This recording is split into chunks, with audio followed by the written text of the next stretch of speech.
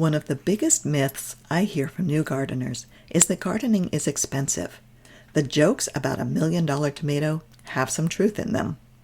And it's true, gardening can be pricey, especially if you try to buy every gadget and supply, or if you're just getting started and need to build raised beds and fill them with soil.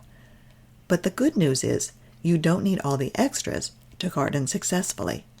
Today, I'll share some simple, frugal ways to stretch your dollars and still have a thriving garden. Let's dig in. Welcome back to Homegrown, Your Backyard Garden podcast. I'm your host, Kathy Rogers, from oakhillhomestead.com, where I help gardeners grow healthy, organic food no matter how much room they have or don't have. If you've ever stood in the garden center, looking at all the tools, bags of soil, and supplies, wondering what you really need and what you can skip, well, you're not alone. Fortunately, there are plenty of simple, budget-friendly ways to grow healthy, organic food without overspending. And that's exactly what we're diving into today. Let's start with the very first step. Start small. The biggest money saver is actually a mindset shift. You don't have to start big. It's so tempting to plant a huge garden your very first year, but that can mean buying lots of supplies, seeds, and tools you may not even need. Instead, start with a couple of raised beds, or even a handful of pots and containers. Not only does it save money, but it also gives you the chance to learn without feeling overwhelmed. Over the years, my gardens have grown and shrunk depending on where I was living. From military housing with just a patio to call our own, to our rural property and now a suburban backyard. And every garden, big or small, has been worthwhile. Now, if you're building new raised beds, that's where some real costs can come in. Lumber, soil, compost, perhaps your first garden tools. But here's the thing, those upfront expenses will last you for years. Once the beds are in place and filled, you won't have to start from scratch every season, and over time, your garden will actually become more cost-effective.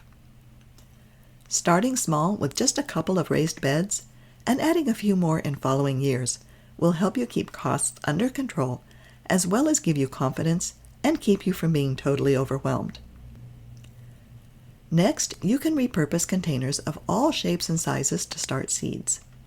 You don't need fancy seed trays or store-bought pots and planters. Wash and reuse the plastic nursery pots you may already have, or poke holes in the bottom of yogurt cups, sour cream tubs, or even plastic drinking cups. If you prefer not to use plastic at all, look into Cowpot's biodegradable planting pots. Start your seeds in them, let them grow to transplant size, and then bury the whole thing in your garden. Your plant's roots can grow right through the pot, and the pot will decompose completely over the garden season.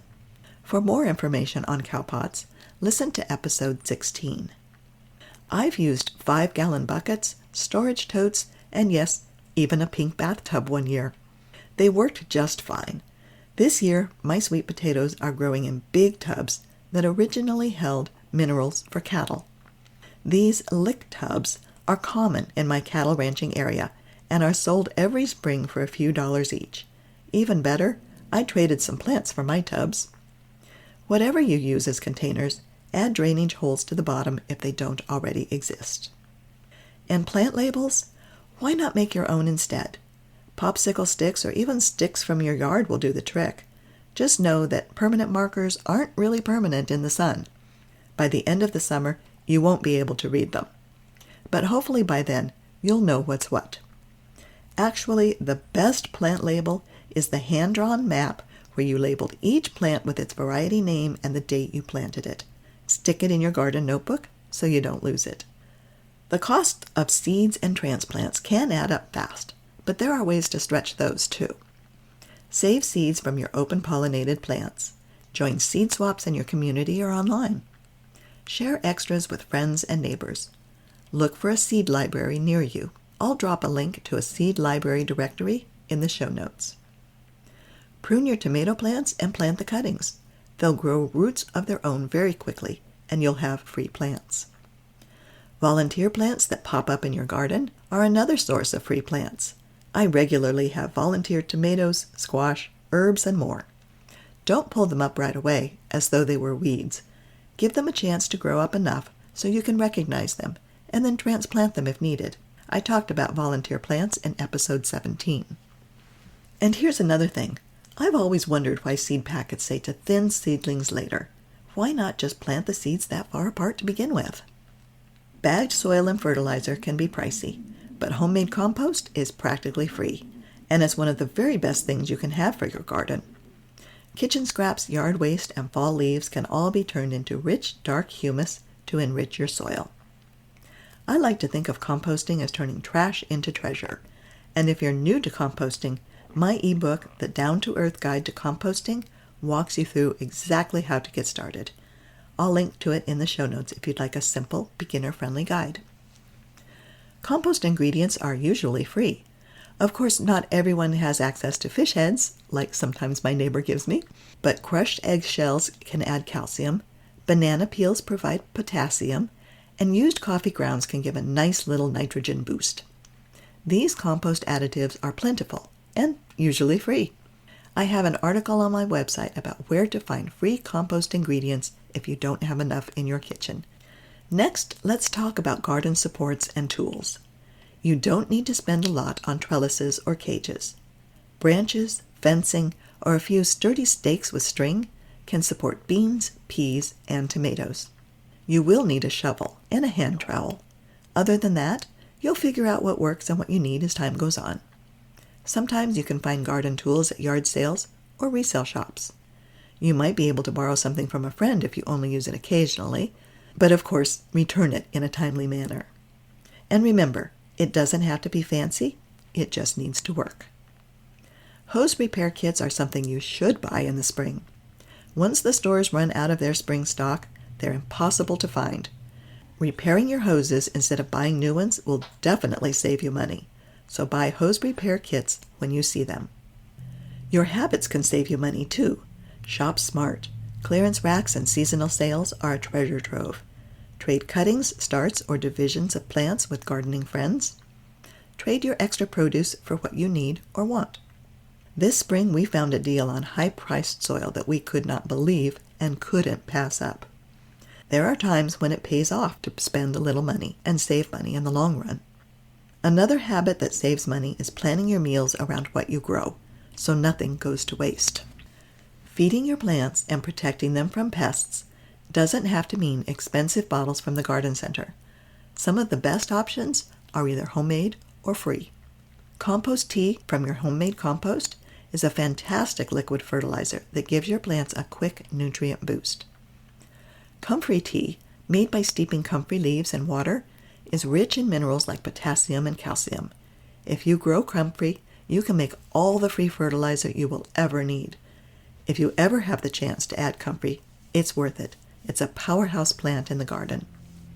For insect control, there are plenty of simple recipes that you can find on my website, oakhillhomestead.com, for sprays made with ingredients like garlic, onion, and soap that help to repel pests.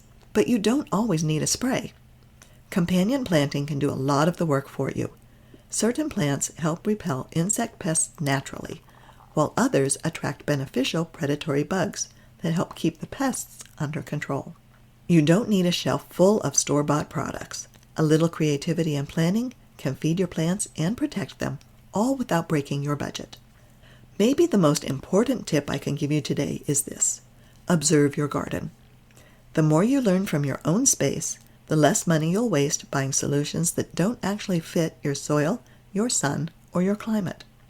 Notice where the sunniest spot in your garden is, and the places where you can plant vegetables that tolerate partial sun. By planting vegetables where they will thrive the best, you'll have a bigger harvest and get a bigger return on your garden investment. Let's recap these 8 ways you can save money in your garden. First, start small and simple. Begin with just a couple of beds or containers. You'll save money, avoid being overwhelmed, and learn as you go. And remember, any upfront costs for soil or raised beds, while they might be a big expense your first year, are an investment that will benefit your garden for years to come. Second, repurpose containers. You don't need fancy pots or seed trays. Reuse nursery pots, buckets, or buy inexpensive grow bags. Third, save seeds from open pollinated varieties. Swap with friends, shop end-of-season sales, and look for a seed library near you. And don't forget to give volunteer plants a chance. Sometimes free surprises are the best. Fourth, make your own compost. Composting turns kitchen scraps and yard waste into rich, free plant food. 5. DIY garden supports and tools. Skip the pricey tomato cages and trellises. Use branches, fencing, or stakes with string. Start with basic tools like a shovel and a hand trowel, and pick up others as you need them. 6. Shop smart, watch clearance sales, and trade with friends. 7. Fertilizers and natural insect repellents. Brew up compost tea or comfrey tea for plant food, and use companion planting to deter pests and to invite beneficial insects. Simple homemade sprays can also help. No need for expensive bottles from the store. And the final tip, may be the most important one of all. Observe your garden space and decide what will and what won't benefit your own garden. Gardening isn't about having the newest tools or even the prettiest raised beds. It's about growing food, learning as you go, and enjoying the process. Being resourceful is a strength, not a limitation. When you reuse, repurpose, and make do, you're not just saving money, you're building resilience and grit in your garden and in your life. I hope these tips will help you save money in the garden and remind you that it doesn't take a big budget to grow your own food. Gardening is really about being resourceful, learning as you go, and making the most of what you already have. And with that, we've reached the end of Season 2 of Homegrown Your Backyard Garden podcast. As the garden rests over the winter, the podcast will too. I'll be back in the spring with Season 3, fresh episodes, new stories, and plenty more garden lessons to share. I already have a lineup of spring topics planned, and I can't wait to share them with you. In the meantime, you can always find me at oakhillhomestead.com, where I'll keep posting gardening tips, recipes, and resourceful living ideas. I'll drop the link in the show notes so you can stay connected. Thank you so much for joining me in the garden this season. If you've enjoyed Season 2, follow or subscribe so you'll be the first to know when Season 3 starts up in the spring. And if you'd take a moment to leave a rating or a review, it helps more gardeners find the show, and I'd be so grateful. Until then, happy gardening, and I'll see you again in the spring.